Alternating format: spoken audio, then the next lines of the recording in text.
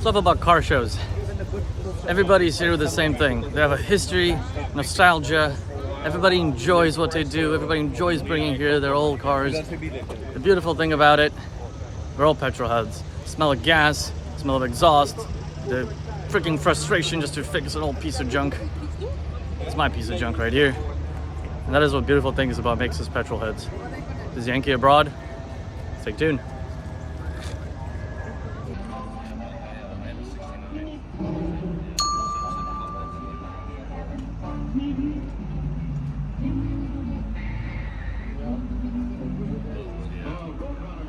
So, you guys just had a Eureka moment. Can you please explain what just happened like 2 seconds ago?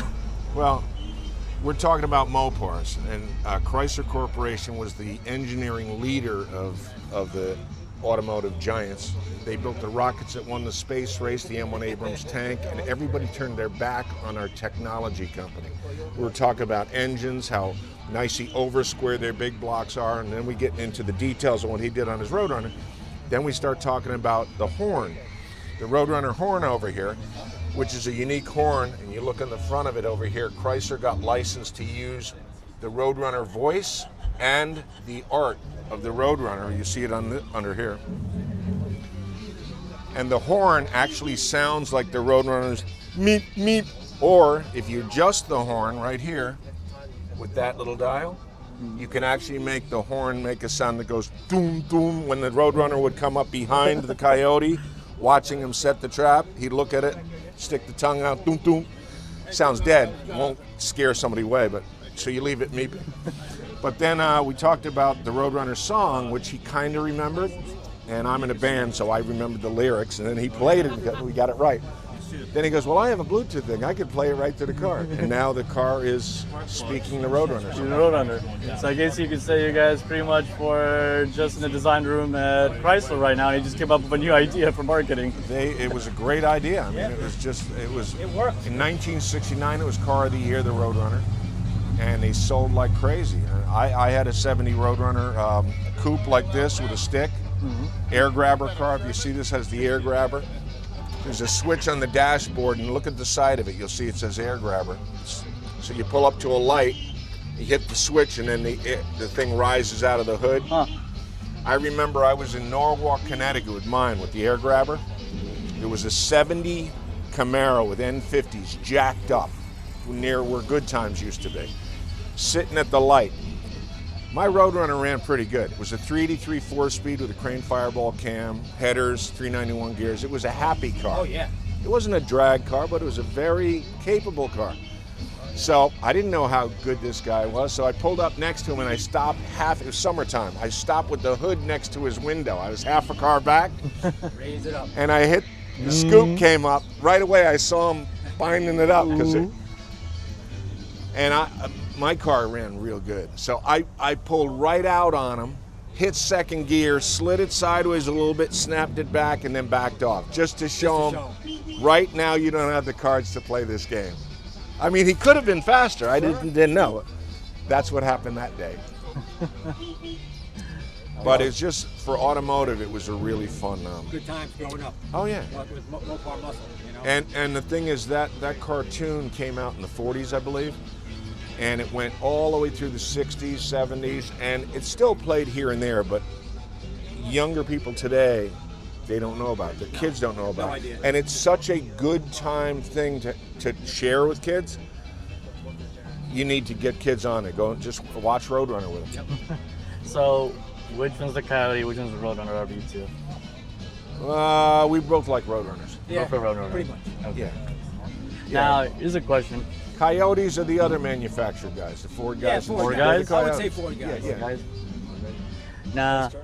Hey, Sean. Do you guys think old cars have more soul than new cars? Yeah, they do. The new cars with all electronics have become a phone, and the nervous system in the new cars is their downfall because all of the components in these cars are made to atrophy, just like your phone, just like your printer. And the cost to repair the nervous system on the car will be prohibitive unless someone makes a complete nervous system made with components made to last for collector cars, which is a market but it is a tall order because a lot of the information and stuff to get these things to perform like they do is proprietary. You know, you can get into certain areas. So the investment in it for the return, that's the problem. Even though it can be done.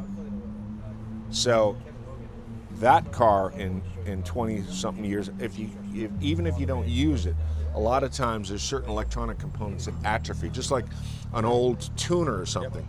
You didn't use it, you didn't do anything, but certain things start to atrophy because they weren't made of components to make them last forever. They're made to last X out of warranty, a little bit longer, long enough for the aftermarket to sell parts for them for 20 years, you're done. And they were made well for the time and performance. They were great. I mean, today you can't beat today's muscle cars. But like he was saying, I mean, still today, the quickest accelerating piston engine car, normally aspirated, is a Super A Dart.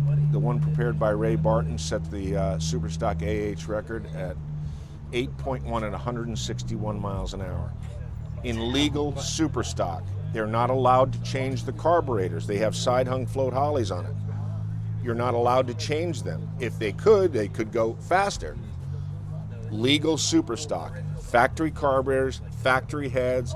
There's a lot of allowances on the Super AH cars now, but the cars so dominated drag racing that for 40 years, nothing could beat the fastest Super Stocks, which were the LO23 darts, and the LO23 darts, and the BO20. These cars had Lexan windows. Cross ram Hemis, fiberglass front ends. The windows were held up by the seatbelts.